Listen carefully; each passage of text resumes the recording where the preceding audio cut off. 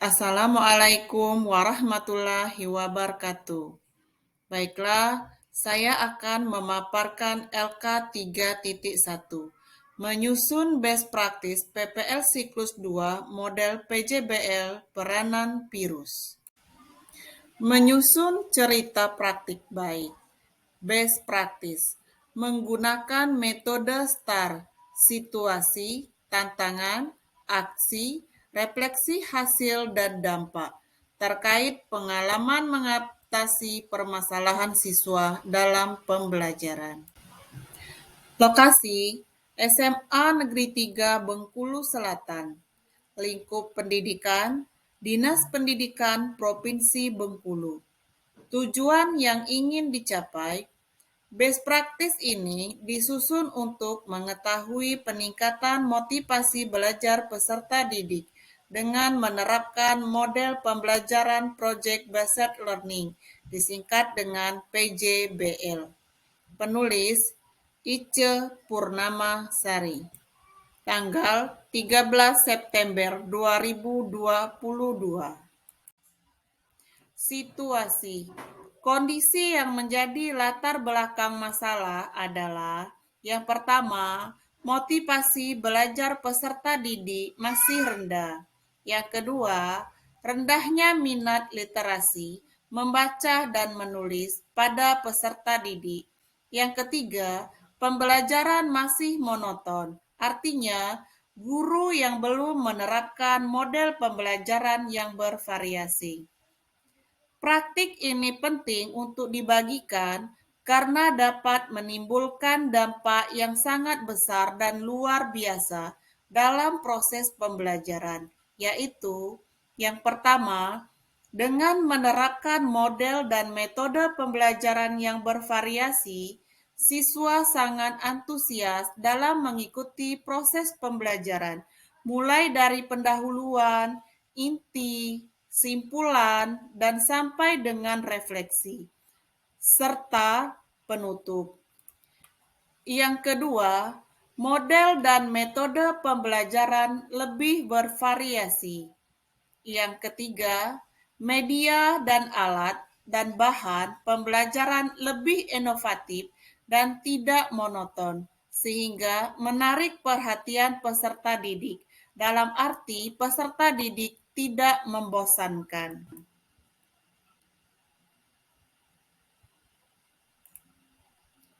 Yang menjadi peran tanggung jawab saya dalam praktik ini yaitu saya bertanggung jawab untuk memperbaiki dan meningkatkan motivasi belajar peserta didik ini dengan menerapkan model pembelajaran inovatif, yaitu model Project Based Learning atau yang disingkat dengan PJBL, dengan metode diskusi kelompok dan pendekatan saintifik serta mengamati video, gambar, dan membaca teks pada PowerPoint, sehingga diharapkan dengan model pembelajaran PJBL ini, motivasi belajar peserta didik dapat meningkat.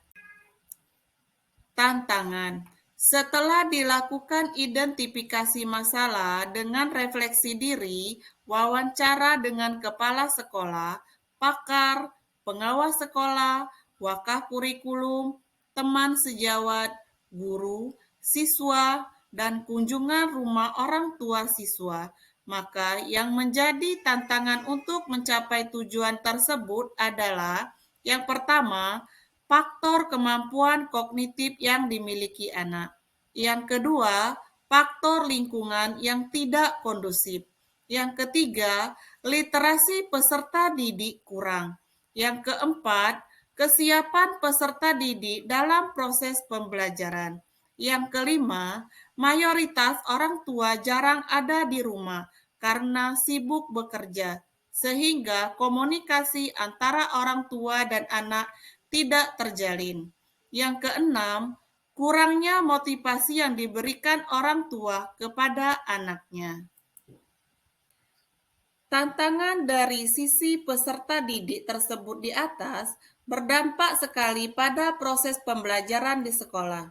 Ada juga tantangan yang ada di sekolah yang menyebabkan motivasi belajar peserta didik kurang, yaitu pembelajaran yang monoton oleh guru di kelas dengan model media dan metode pembelajaran yang belum inovatif. Tantangan itu menyebabkan seorang guru harus melewatinya dengan berbagai cara, seperti menerapkan media, metode, dan model pembelajaran yang sesuai. Yang terlibat pada PPL siklus 2 yaitu yang pertama, peserta didik sebagai sentral dalam proses pembelajaran. Yang kedua, guru sebagai fasilitator. Yang ketiga, dosen dan guru pamong sebagai pembimbing dalam proses melaksanakan pembelajaran PPL siklus 2. Yang keempat, rekan sejawat yang membantu terlaksananya kegiatan ini. Aksi. Langkah-langkah apa yang dilakukan untuk menghadapi tantangan tersebut? Yang pertama, mempersiapkan fasilitas yang dibutuhkan. Yang kedua, mencari lokasi signal yang stabil yang ada di dalam kelas sehingga bisa online dengan dosen dan guru pamong serta teman-teman PPG. Yang ketiga, mendapatkan dukungan dari kepala sekolah. Yang keempat, membutuhkan kerjasama antara siswa dan teman sejawat yang membantu pada saat pengambilan video. Yang kelima, berkaitan dengan media ajar. Guru dapat menggunakan media konkret yang ada di sekitar sekolah, sehingga peserta didik dapat lebih mengenal media yang ada. Jika media konkret sudah ada, dapat juga dikolaborasikan berbasis TPACK, sehingga peserta didik lebih mudah memahami materi yang disampaikan. Berkaitan dengan model pembelajaran, guru hafal dengan sintak-sintak dari model pembelajaran yang akan dipilih, dari mulai tahap 1 sampai akhir, yang dituangkan dalam kegiatan pendahuluan, kegiatan inti, dan penutup. Yang ketujuh, berkaitan dengan menyusun LKPD. Guru harus menyusun LKPD-nya yang sangat sesuai dengan indikator. Jika indikatornya berbasis HOT, maka kegiatan yang dilaksanakan dalam LKPD harus HOT. Yang kedelapan, berkaitan dengan penilaian. Guru juga dituntut untuk menilai secara keseluruhan dari ranah kognitif, afektif, dan psikomotor. Tentunya dalam instrumen yang lengkap dengan kisi-kisi indikator ketercapaian setiap ranah dan rubrik penilaian untuk melengkapi penilaian akhir pembelajaran. Yang kesembilan, berkaitan dengan bahan ajar. Guru juga dituntut untuk membuat bahan ajar berupa modul yang dapat mempermudah proses pembelajaran sebagai alat yang digunakan untuk menyusun dan mengawasi proses peserta didik dalam memperoleh informasi, serta sebagai penunjang media pembelajaran individual. 10. Berkaitan dengan kondisi ruangan. Guru dapat mendesain ruangan dengan baik, mulai dari kebersihan, kerapian, dan keindahan, sehingga siswa termotivasi untuk belajar yang baik, serta pembelajaran yang nyaman. Strategi yang digunakan adalah dengan berkoordinasi dengan pihak-pihak yang terkait, yaitu kepala sekolah dan rekan sejawat. Dan dalam proses pelaksanaan untuk mencapai tujuan tersebut, pihak yang terkait sangat mendukung baik secara moral dan material, seperti pihak sekolah menyediakan fasilitas, teman sejawat membantu setiap proses pelaksanaan pencapaian tujuan, dan peserta didik cukup semangat mengikuti alur model pembelajaran yang diterapkan. Sumber daya dan materi yang digunakan yaitu buku paket siswa, media inovatif sehingga dapat diimplementasikan dalam pembelajaran dan meningkatkan motivasi belajar peserta didik.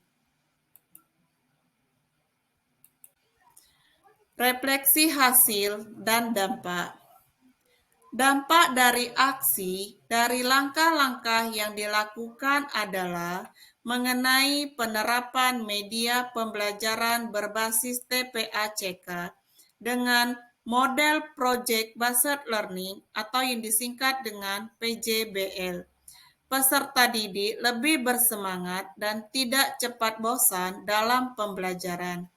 Karena pada saat pembelajaran, peserta didik dibagi menjadi beberapa kelompok, serta per kelompok bekerja sama dalam membuat poster yang diberikan oleh guru pada lembar LKPD.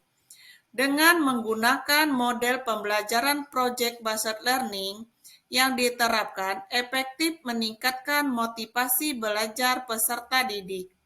Hal ini dapat dilihat dari hasil belajar peserta didik dalam evaluasi mempunyai nilai yang cukup bagus. Respon orang lain terkait dengan strategi yang dilakukan adalah yang pertama, menurut kepala sekolah. Respon kepala sekolah sangat positif dan mendukung penuh atas kegiatan pembelajaran yang telah dilaksanakan. Yang kedua, menurut guru, rekan sejawat sangat positif dan antusias, sehingga mereka juga ingin melaksanakan model pembelajaran yang telah saya laksanakan, karena berdampak besar terhadap motivasi belajar siswa. Yang ketiga, dari kegiatan PPL 1 dan PPL 2, peserta didik merasa senang saat pembelajaran berlangsung. Yang menjadi faktor keberhasilan yaitu dukungan kepala sekolah dan rekan sejawat yang turut membantu mempersiapkan alat dalam proses perekaman kegiatan pembelajaran. Yang kedua, situasi dan kondisi yang sangat mendukung terlaksananya kegiatan PPL siklus 2. Apa pembelajaran dari keseluruhan proses tersebut? Yang pertama, untuk melaksanakan proses pembelajaran sehari-hari lebih tertib dan terstruktur. Yang kedua, peserta didik lebih tertarik dan fokus. Yang ketiga, pembelajaran lebih bervariasi. Yang keempat, pembelajaran lebih menarik dan menyenangkan. Yang kelima, media dan alat dan bahan pembelajaran lebih inovatif. Demikian pemaparan best practice. Mohon kritik dan sarannya dari Bapak dan Ibu serta dosen dan guru Pamong.